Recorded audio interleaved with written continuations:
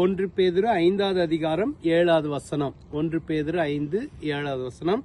இந்த வசனத்தை கர்த்தர் இந்த ஏப்ரல் மாதத்துக்கென்று நமக்கு வாக்கு தத்தமாக கொடுக்க விரும்புகிறார். அவர் உங்களை விசாரிக்கிறவரானபடியால் உங்கள் கவலைகள் எல்லாம் அவர் மேல் வைத்து விடுங்கள்.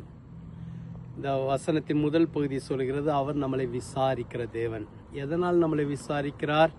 அவர் நம்மேல் வைத்திருக்கிற அன்பு அப்படிப்பட்ட அன்பு. வேதம் சொல்கிறது, அநாதி சிநேகத்தினால் உன்னை சிநேகித்தேன். அவருடைய அன்பு மாறாத அன்பு.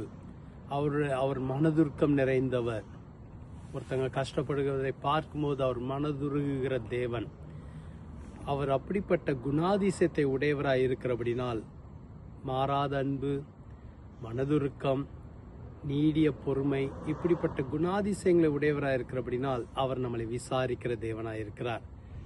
அவர் நம்மளை விசாரிக்கிறவரானபடினால் நம்ம கவலைகள் எல்லாம் அவர் மேல் வைத்து விடும்படி சொல்கிறார். சில நேரங்களில் நாம் யோசிக்கலாம், எனக்கென்று யாருமே இல்லை, என்னை விசாரிக்க யாரும் இல்லை, எனக்கு துணை யாரும் இல்லை, என்னை புரிந்து கொள்ள யாரும் இல்லை, இப்படி பலவிதமான இல்லை இல்லை என்கிற எண்ணங்கள் நம்மளை வாதிக்கலாம்.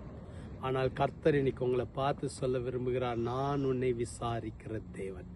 அவர் உங்களை விசாரிக்கிறவராய் இருக்கிறபடினால் உங்கள் கவலைகள் எல்லாம் அவர் மேல் வைத்து விடுங்கள். எந்த கவலை நீங்கள் சுமக்க தேவையில்லை. இந்த மாதம் முழுவதும் நீங்கள் அதை நினைவில் வைத்துக் கொள்ளுங்க. அவர் உங்களை விசாரிக்கிற தேவன். ஜெபிக்கலாமா? எங்களை அதிகமாக நேசிக்கிற நல்ல ஆண்டவரே, நீர் எங்களை விசாரிக்கிற தேவனாக இருக்கிறக்காக நன்றி செலுத்துகிறோம். கர்த்தர் தாமே உடைய பிள்ளைகளை ஆசீர்வதியும். நீர் மனதுருக்கம் உடையவர், நீர் மாறாத நேசத்தை உடையவர், நீர் நீடிய பொறுமையுள்ளவர், அன்றைய இரக்கம் நிறைந்த தேவன் அப்பா.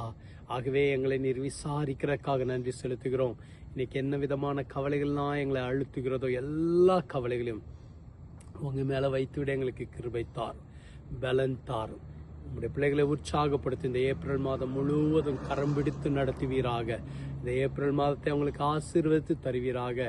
இந்த மாதத்துல என்னெல்லாம் அற்புதம் நடக்கணுமோ நடக்கட்டும். அவங்க தேவைகள் எல்லாம் சந்திக்கப்படட்டும். ஒரு ஆசீர்வதிக்கப்பட்ட மாதமாக இருக்கட்டும்.